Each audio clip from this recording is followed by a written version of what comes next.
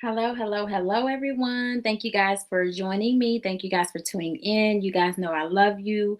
For those of you guys who do not know me, my name is Nikel Younglove, and I really appreciate you guys for tuning in. I welcome if you are a new viewer, I welcome you. Thank you for tuning in as well.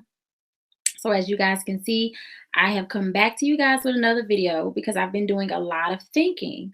And you guys know how I get when I think. I really start researching and digging and trying to really break some stuff down and understand things. So without further ado, let's go ahead and jump into it. So I have some questions. As you guys can see from the title, one of those questions is, when did law enforcement start protecting people who are connected to murders? Getaway drivers, in particular, who are connected to murders. When did law enforcement start protecting those people? When did law enforcement start protecting anybody who's connected to any crime, whether it be, theft, um, murder, stealing? It don't matter. When did they start protecting people? My next question is, since when did California start protecting past and present gang members? So I asked that question because the getaway driver in the Nipsey Hussle murder, the female, she allegedly connected to a gang. She's a part of a gang. And of course, we all know Eric Holder is or was. He's in prison now. And so, or he's in jail awaiting, But when did law enforcement start protecting, you know, gang members? Because let me point out, I'm gonna point some stuff out. The relationship that, black people in California and law enforcement have always had. And just really all over the country, really. But we're gonna just speak specifically about California or LA. Um, my next question is, how many getaway drivers connected to a murder do you guys know or can think of who were never charged, especially if they're black? If you guys can think of any, please let me know. Please put in the comment section any cases that you can find or ever think about where the driver was a black person who was connected to a high profile murder, who was connected to a gang, get away, not be charged. Um Now, why is law enforcement protecting the getaway driver? And I asked that question because we are 3 weeks out and they still have not released her name. Why have they not released her name? What black person connected to? I have known people we have seen on the news where, somebody, they got two people, black folks up there that had stole something, burglarized somebody home, and they got these people name and information plastered all over the news. Okay, because they don't give a damn. They don't give a damn. Because they're not in the game of protecting people who are connected to crimes, specifically violent crimes such as murder or being the getaway driver of a murder. So again, when did law enforcement start protecting people connected to murder? When did they start doing that? Black people in particular. Now you guys may be able to name a few non-black folks, but you can't name black people. You're not gonna name any black person who was connected to a murder in any kind of way, whether they were a getaway driver, they was sitting in the passenger side, they, got picked up along the way, whatever. So, because I have those questions, I started doing some research. I started, really trying to figure some things out. I wanted to know the vibe, like the LA vibe that is there with black people and law enforcement. I wanted to understand that. We can call it a relationship. It's like a very, very strained, many would say even hateful relationship. And that would be hateful on the part of the law enforcement to the black community.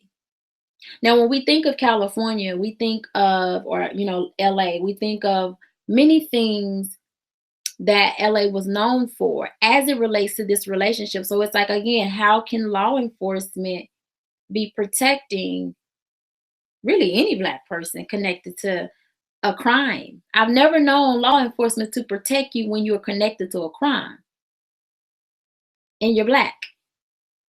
So let's think about some things. Um, the riots and the political conflicts of the 1960s, that strained the relationship between Black people and law enforcement in California. You guys can look these up. The riots, you have the Watts riots and all these different riots that happened there. That strained the relationship, that strained that connection.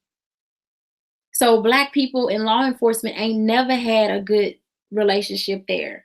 So it's just funny to me how now all of a sudden they protecting people like Eric Holder and the getaway driver because they have not given us her name. Now, of course, you got some people that come out and they say, oh, well, this is her and this is her name. Well, we can't really go off of that. I mean, we could, but you out here reporting on certain events and then you're reporting the wrong person, that you can get in trouble for that. And I'm not going to do it. So that's why I keep saying when they release the photo and the name, but we had the riots and political conflicts of the 1960s. We already know the relationship. And these are all things that California specifically is known for, right? So these are things these are things, okay? You have the Black Panther Party. You guys know the Black Panther Party was created in California, right? It was created there. And guess what? Law enforcement hated that. Hated it with a passion. Hated it. Because you had brothers who were smart, intelligent, young, in their community, uplifting their people, providing resources, school programs, lunch programs, medical, education, really teaching their people to love yourself, love your hair, love, your skin, love you. They couldn't stand it. So they did everything they could within the Black Panther Party to break it up, to cause confusion, everything they could. And guess what? The Black Panther Party is a stigma there that law enforcement still hold that Black people accountable for, because they took an L. When the Black Panther Party was created, law enforcement took an L. They took an L. They took an L because they harassed those people and the members relentlessly. And we all know they murdered them too. We know that, right? You guys know that. I mean, that's a given. We all know, the Rodney King beating. The Rodney King beating was major, major, major. Major incident. Some of you guys may be too young to remember, or maybe wasn't even born yet, but the Rodney King beating happened on national news where police beat the hell out of a man named Rodney King, beat him almost to death. And he, of course, filed a lawsuit against the criminal justice system there, and he won. He filed a lawsuit against I believe the police department there, and he won millions of dollars. Okay, so again, they took another L. So again, when that happened, Black people was able to see, wait a minute, we F the police. We don't like the police. They ain't a friend of ours. So again, why is law enforcement protecting known gang member Eric Holder and his accomplice, the chick that drove the getaway car? Why are they protecting her? When have they ever protected a Black person? When? I'm sitting right here naming different events that happened throughout history where they couldn't stand Black people. The relationship was strained. Law enforcement would come into certain areas, and this happened really all over the country, but I'm specifically pointing out things relatable to California because I'm trying to figure out why law enforcement in that area, why are they protecting the getaway driver and Eric Holder? but more specifically, the getaway driver. She's out here walking the streets.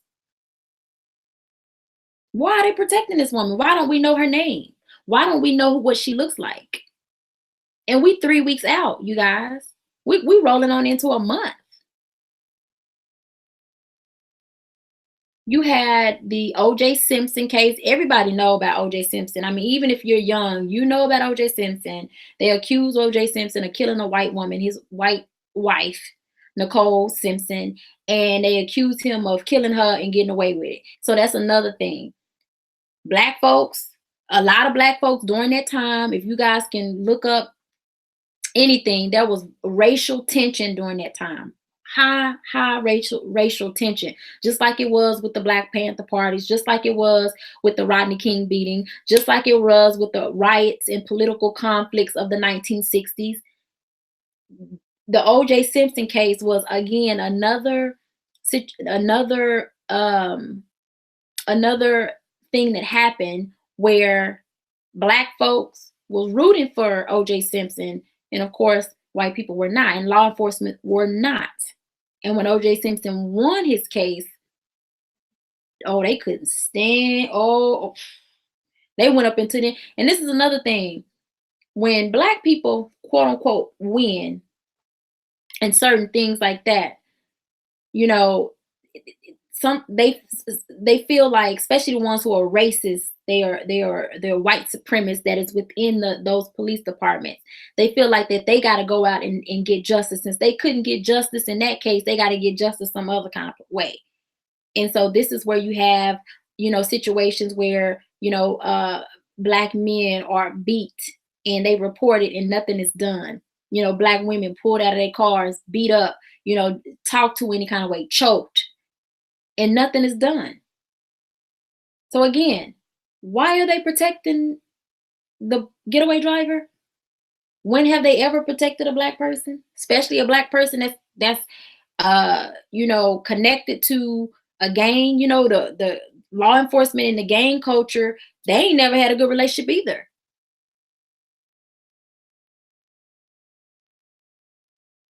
War on drugs. That's another thing, California is known for, out of the things that I just named. The war on drugs. When we see, these videos with the war on drugs, a lot of those footage and a lot of that stuff come out of, California, LA, and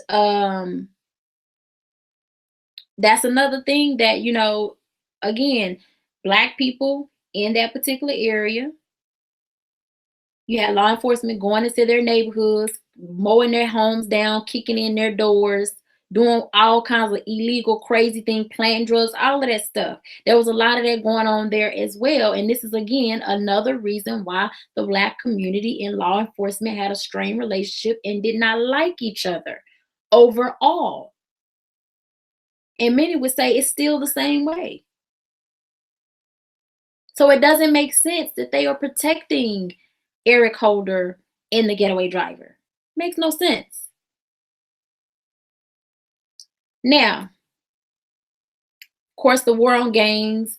We all know about the gang culture there in law enforcement. They've never been friends. It's always been a struggle, a strain. It's always been, they've always did all types of different things in the name of, oh, we're trying to, crack down on gangs. But really and truly, there are gangs all over that city. They're white, black, Latino, whatever. You know what I'm saying? But anyways, that's one thing that, of course, as it relates to the relationship between blacks in law enforcement, was strained. Now, this right here, NWA, you guys know NWA was a group that come out of California, and they had the infamous song F the Police. Now, that song emboldened a lot of black people in that time. You had black people really all over talking about F the police. You know what I'm saying? Singing the song, singing the lyrics. And in that time, you had, all kind of political figures coming out, trying to keep NWA from doing concerts, and trying to, block some of their sales, and trying to do all kind of different things. And you guys know why that song was created? That song was created because people in that area specifically, um, people in the hoods where, they were being brutalized by law enforcement. They were being mistreated, harmed, all kinds of different things happening. They were doing illegal stuff like stop and frisk, that are against our constitutional right. And you had a group that was like, you know what? These mother ain't no good. So we're gonna make a song about them. And they made the F the police. Everybody know it. So again, this is another situation where a lot of black people during that time felt that song because it spoke to an issue and a problem that went on between black people and law enforcement. So again, when did law enforcement start protecting getaway drivers connected to a murder? When? Specifically in that area. I just named to you guys 1, 2, 3, 4, 5, 6, 7 different, and these are not it. 7 different things that California is known for, where the relations between black and law enforcement has not been good.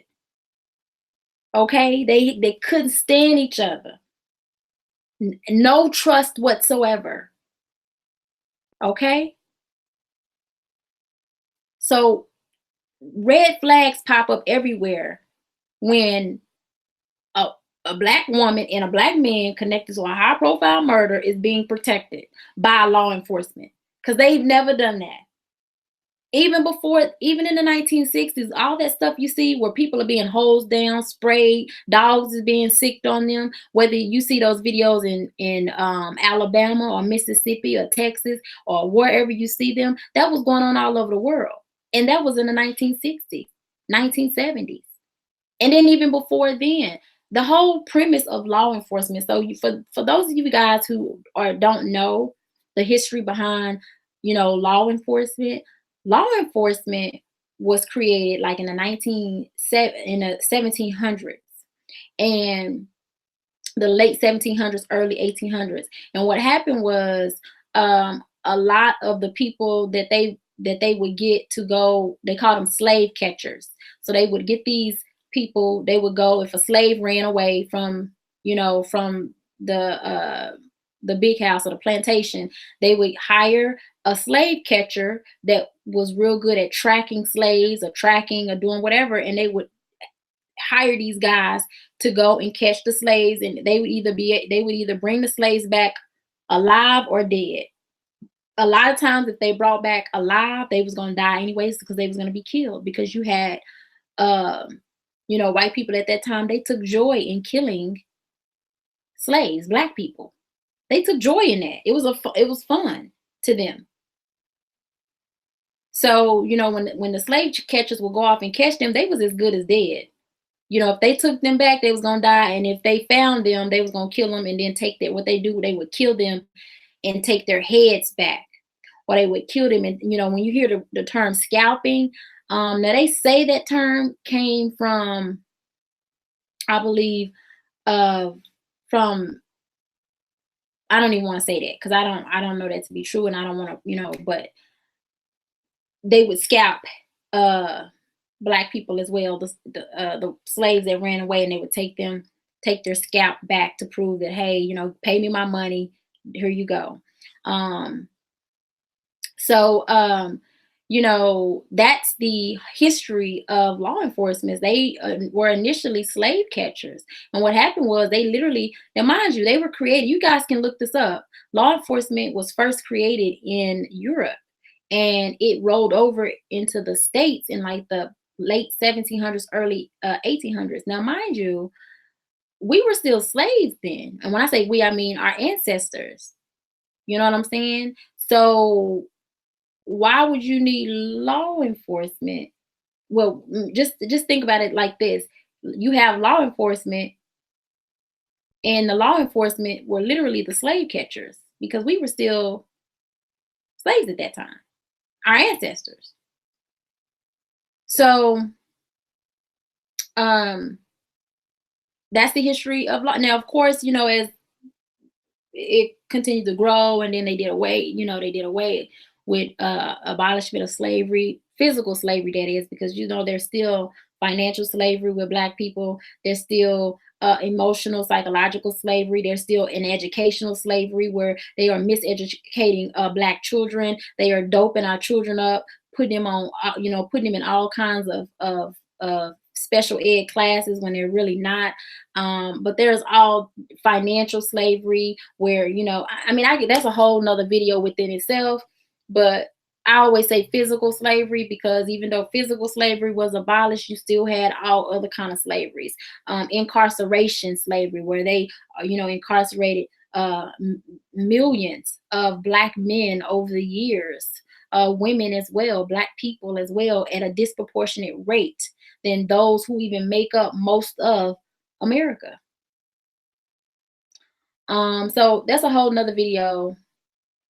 I want to kind of go into some, because we kind of talked about NWA and how they came out with that song, and there was a reason they came out with that song. And if you've seen Straight Outta Compton, which is a movie, it reflects a lot that relationship. It reflects that. But you guys need to see, if you have not seen this movie, you guys need to see American Violet. It's a case that happened. This is a movie though. American Violet is a movie. And it's basically about a woman that lived in Hearne, Texas, and she was a part of what they call those roundups. And what they would do, and anybody who's familiar with, a lot of the law enforcement as it relates to like drugs and gangs and stuff like that, what they would do is they would do roundups, and they would go out to a certain area and they would pretty much round up a lot of people, and they may talk to them, and some people may get let go, some people going to jail, a bunch of people going to jail. Well, they did a roundup at this apartment complex in Hearne, Texas, and they ended up taking the entire apartment complex to jail and charging everybody with a felony. And that's not only is that against the law, but that is unconstitutional to the 10th degree. And what happened is that was a part of like those all-inclusive laws, those all-in laws, things like that, where, if you driving in a car with your homeboy and he the one got a sack of weed on him, but y'all get pulled over, both of y'all can go to jail for that one sack of weed, because, those they have laws where they can charge people like that. So what they did was they rounded up everybody in that apartment complex, grandmothers, mamas, daddies, uncles, cousins, everybody went to jail, everybody got charged. Well, there was one woman, that said, look, I'm not going to plead guilty. She wouldn't plead guilty. A lot of other people did, but she would not. And the thing about that is, just to give you guys a little bit of history on this movie, at that time, or really any time, a lot of times our people, Black people, we, a lot of our people who go to jail for different things, they plead, they make like they plead, they plead guilty because they don't have the money to hire a lawyer. They plead guilty because they don't have, they can't miss work. So it's just almost easier to just plead guilty, go ahead and get out of jail so that they can go back to work. Plead guilty so you can get back to your kids. So a lot of people, even though that they did not do have any drugs on them, but based off of that one person in that apartment complex, in a Black apartment complex, they took everybody to jail for the same thing. So this one lady was like, I'm not going to plead guilty to that, because she was in a custody battle with her, trying to get her children. And she knew that if she was to get that felony on her record, that she would not be able to get her children. So she sat in jail. And eventually, she was able to get a lawyer, and that lawyer eventually, wrote up a lawsuit, and she sued the justice system here in the state of Texas, and she won. And, she proved that they based their roundup laws on them being Black, which is against, you can't do that. You can't just say, oh, they Black, so they did it. or they're a part of it. You can't do that. But I point that movie out because that is a true story that proves that, they have these laws, and I'm going to get into these laws next, where, one person does something, they can take everybody to jail, you know? And so that's how a lot of our people, black men and women, that's how they got locked up in the 80s and 90s. All of that whole incarceration, mass incarceration, a lot of that has to do with nonviolent crimes. A lot of those men, I looked at a report one time, 80% of the men who are in jail at one time was in jail for drug charges.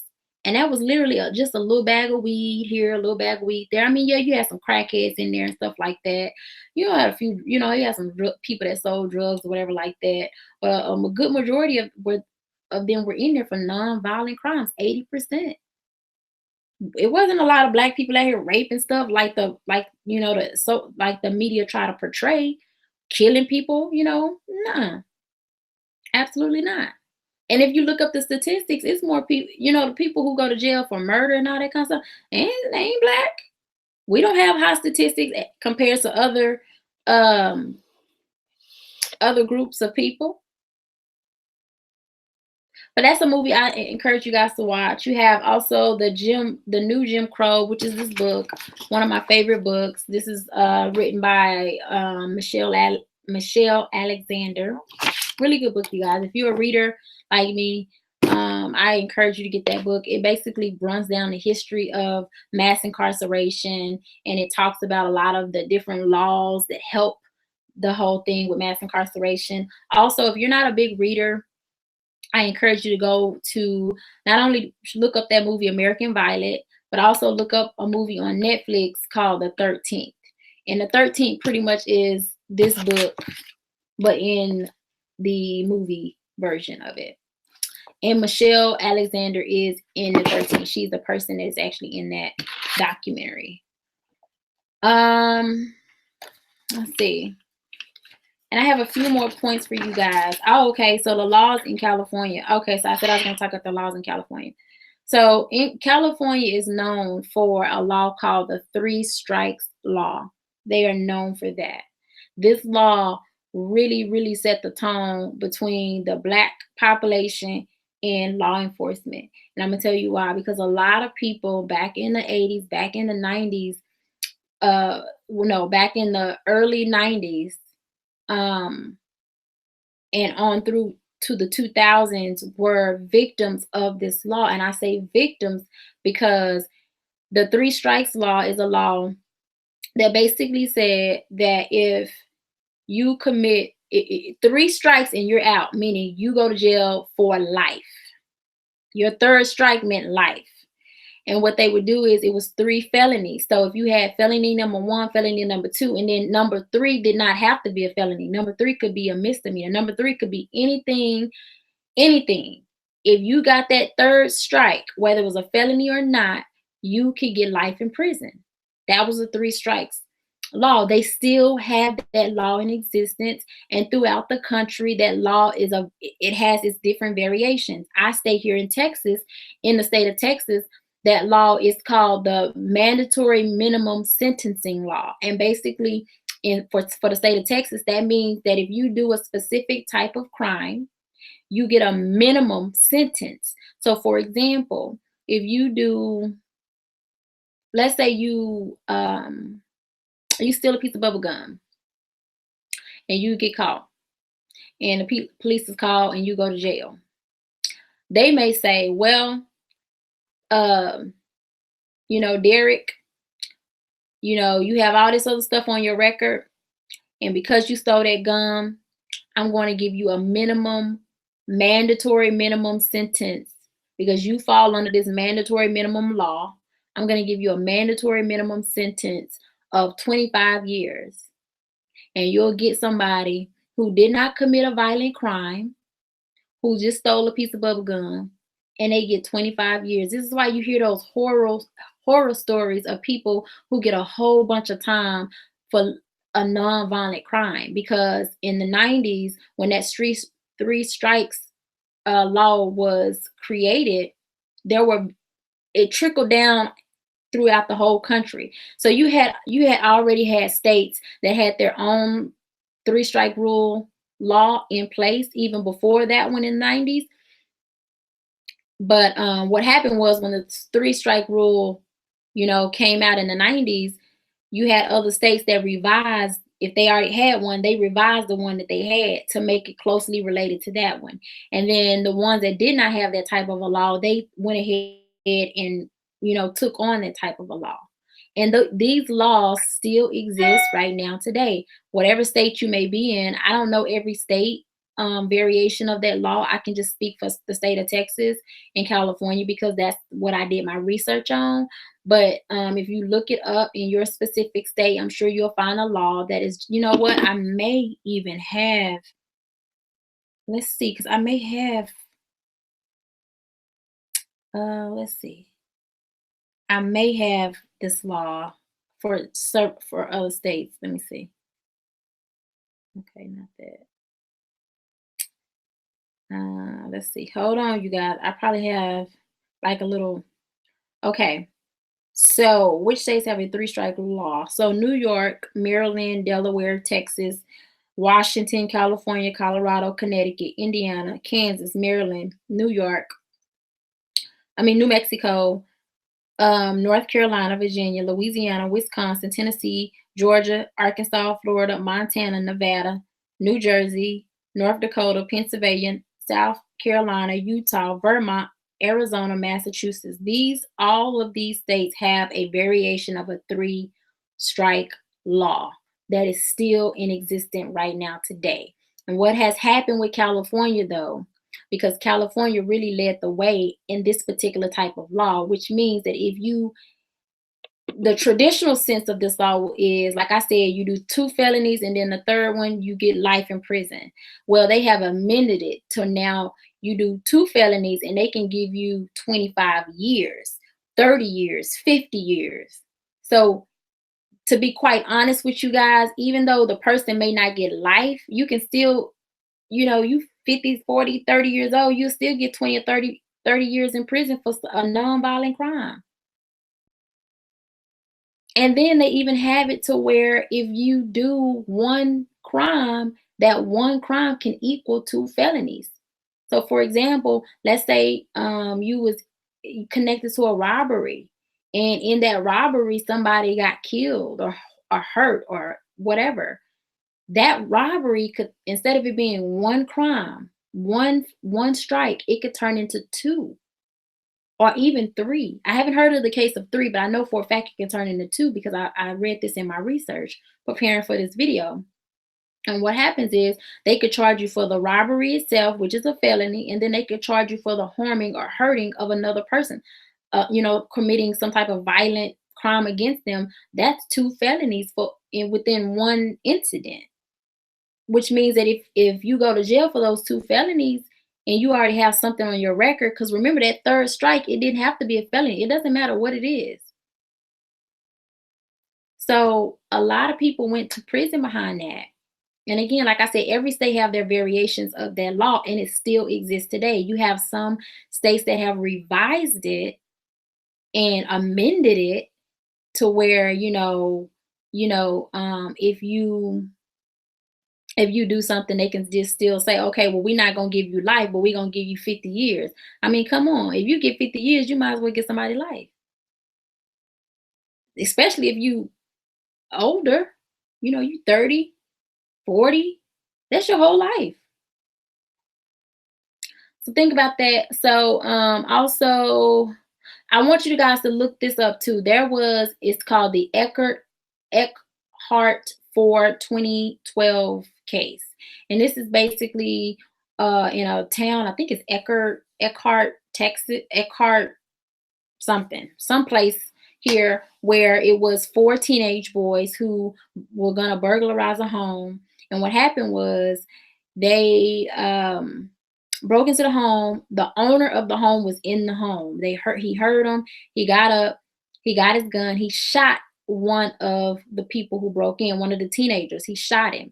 He killed him.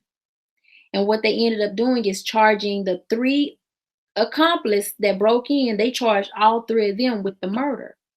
So even though they did not commit the murder, even though they had no intention of murdering anyone, they were still charged with a murder, all three of them.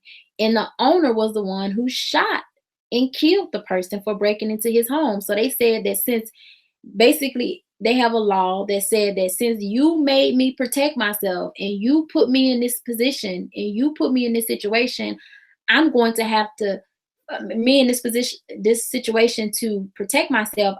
In protecting myself, I killed somebody and I'm not responsible. You are. It's a real case. Look it up. And they ended up getting it overturned. But look how many years. I think they got it overturned in like 2000 and I think 15 or something like that. Like all those years. Um and I think even though they got it overturned, they still did some time. They still got like 30 years or something like that. So even though they were not charged with murder, they were still charged with something and still had to do some time behind that. Um, I want you guys to look up something called felony murder, which is what I'm talking about. Felony murder is a law that speaks to that, where if a person is put in a position to have to protect themselves and they end up killing somebody or doing really harm to somebody, the people who were with the person can be charged even though they didn't even do it. So look that up. It's called felony murder. um so what else? Oh, let me go ahead. I want to show you guys a video because I'm going to get into talking about the SWAT. The SWAT was created in the 1960s, and the SWAT was literally created for the purposes of like if a hostage situation. But what ended up happening was they ended up taking a SWAT and using the SWAT, which stands for Special Weapons and Tactic Team. They ended up taking a SWAT and using the SWAT to go into Black neighborhoods and wreak havoc, to be quite honest with you. So I'm gonna go ahead and go into this video that I want you guys to see. Um, so let me share my screen.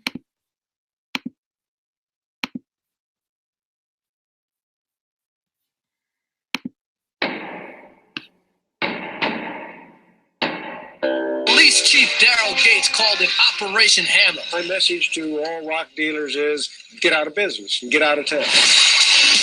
In Los Angeles, the war on drugs has so escalated that police last night began using a tank.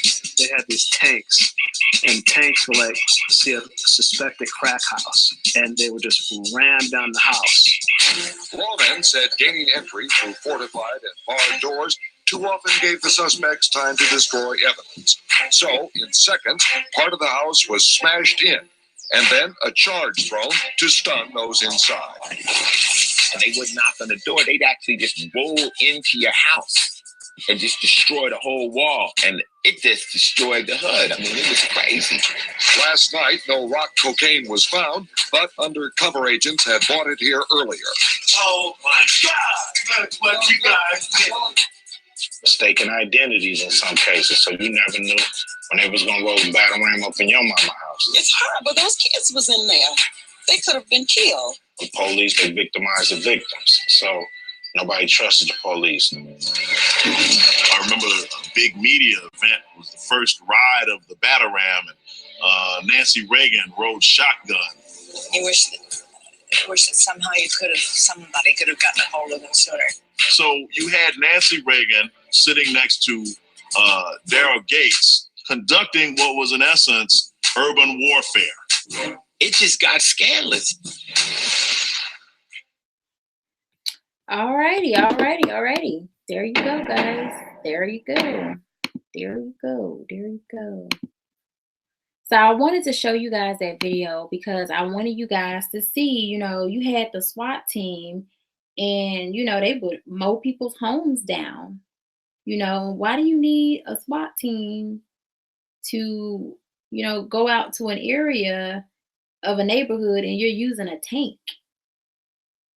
So, again, that really happened, and again, that created the vibe between black and black people in the law enforcement. And you guys know that I've named several different things throughout the years that show where the relationship between black people and law enforcement is just, it's never been there.